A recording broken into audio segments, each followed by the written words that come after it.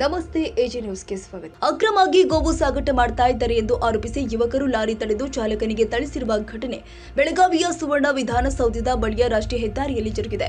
ಮಹಾರಾಷ್ಟ್ರದಿಂದ ಹುಬ್ಬಳ್ಳಿ ಕಡೆಗೆ ಹೊರಟಿದ್ದ ಲಾರಿಯಲ್ಲಿ 15 ರಿಂದ 20 ಗೋವುಗಳ ಸಾಗಾಟ ಮಾಡಲಾಗ್ತಾ ಇದೆ ಎಂಬ ಮಾಹಿತಿ ಮೇರೆಗೆ 30ಕ್ಕೂ ಹೆಚ್ಚು ಯುವಕರ ಗುಂಪು ರಾಷ್ಟ್ರೀಯ ಹೆದ್ದಾರಿಯಲ್ಲಿ ಲಾರಿ ತಡೆದಿತ್ತು. ಈ ವೇಳೆ ಲಾರಿ ಚಾಲಕ, ಸಿಬ್ಬಂದಿ ಮತ್ತು ಯುವಕರ ಮಧ್ಯೆ ವಾಗ್ವಾದ ಉಂಟಾಗಿದೆ. ಬಳಿಕ ಮಾತಿಗೆ ಮಾತು ಬೆಳೆದಾಗ ಲಾರಿ ಚಾಲಕ ಮತ್ತು ಕ್ಲೀನರ್ ಮೇಲೆ ಯುವಕರು ಹಲ್ಲೆ ಮಾಡಿದ್ದಾರೆ.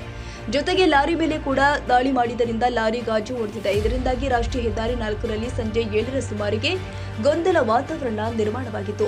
ಅಲ್ಲದೆ ಕೆಲ ಕಾಲ ಸಂಚಾರ ವ್ಯತ್ಯಯವೂ ಕೂಡ ಉಂಟಾಗಿದ್ದು, ಕೂಡಲೇ ಸ್ಥಳಕ್ಕೆ ದೌಡಾಯಿಸಿದ ಪೊಲೀಸರು ಲಾರಿ ಚಾಲಕ ಮತ್ತು ಕ್ಲೀನರ್ನನ್ನ ಜಿಲ್ಲಾ ಆಸ್ಪತ್ರೆಗೆ ದಾಖಲಿಸಿದ್ದು ಚಿಕಿತ್ಸೆ ನೀಡಲಾಗ್ತಾ ಇದೆ.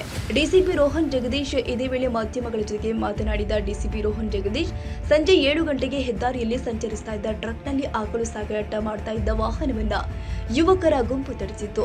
ಆಗ ಡ್ರೈವರ್ ಮತ್ತು ಸ್ಥಳೀಯ ಯುವಕರ ಮಧ್ಯೆ ವಾಗ್ವಾದ ನಡೆದಿದೆ. ಡ್ರೈವರ್ ಹಾಗೂ ಕ್ಲೀನರ್ ಮೇಲೆ ಯುವಕರು ಹಲ್ಲೆ ಮಾಡಿದ್ದಾರೆ. ಅವರನ್ನು ಆಸ್ಪತ್ರೆಗೆ ದಾಖಲಿಸಿ ಚಿಕಿತ್ಸೆ ನೀಡಲಾಗ್ತಾ ಇದೆ. ಪ್ರಕರಣದ ಕುರಿತು ತನಿಖೆ ಮಾಡ್ತಾ ಇದ್ದು ಹೆಚ್ಚಿನ ವಿವರ ಪಡೆದು ನಂತರ ಮಾಹಿತಿ ನೀಡ್ತೀವಿ. ನಮಗಿರುವ ಪ್ರಾಥಮಿಕ ಮಾಹಿತಿ ಪ್ರಕಾರ 10 ರಿಂದ 12 ಆಕಳು ಲಾರಿಯಲ್ಲಿ ಇದ್ವು ಎನ್ನಲಾಗಿದೆ. ಇನ್ನು ಪ್ರಕರಣ ಸಂಬಂಧ 4 ಪೊಲೀಸ್ ಇನ್ಸ್ಪೆಕ್ಟರ್ ನೇತೃತ್ವದಲ್ಲಿ ತಂಡ ರಚಿಸಿ ತಪ್ಪಿತಸ್ಥರ ಬಂಧನಕ್ಕೆ ಬಲ ಬೀಸಿದ್ದೇವೆ ಎಂದರು. ಅಕ್ರಮವಾಗಿ ಗೋವು ಸಾಗಿಸ್ತಾ ಇದ್ದಾರೆ ಎಂದು ಯುವಕರು ಆರೋಪಿಸಿದ್ದಾರೆ. ಹಿರೇಬಾಗೇವಾಡಿ ಪೊಲೀಸ್ ಠಾಣೆಯಲ್ಲಿ ಪ್ರಕರಣ ದಾಖಲಾಗಿದ್ದು ಪೊಲೀಸರು ತನಿಖೆ ಮುಂದುವರೆಸಿದ್ದಾರೆ. ತಾಜಾ ಸುದ್ದಿಗಾಗಿ ಎಜೆ ನ್ಯೂಸ್ 24x7ಗೆ ಸಬ್ಸ್ಕ್ರೈಬ್ ಮಾಡಿ ಮತ್ತು ಬೆಲ್ ಐಕಾನ್ ಒತ್ತಿ ತಪ್ಪದೇ ಲಿಂಕ್ ಶೇರ್ ಮಾಡಿ.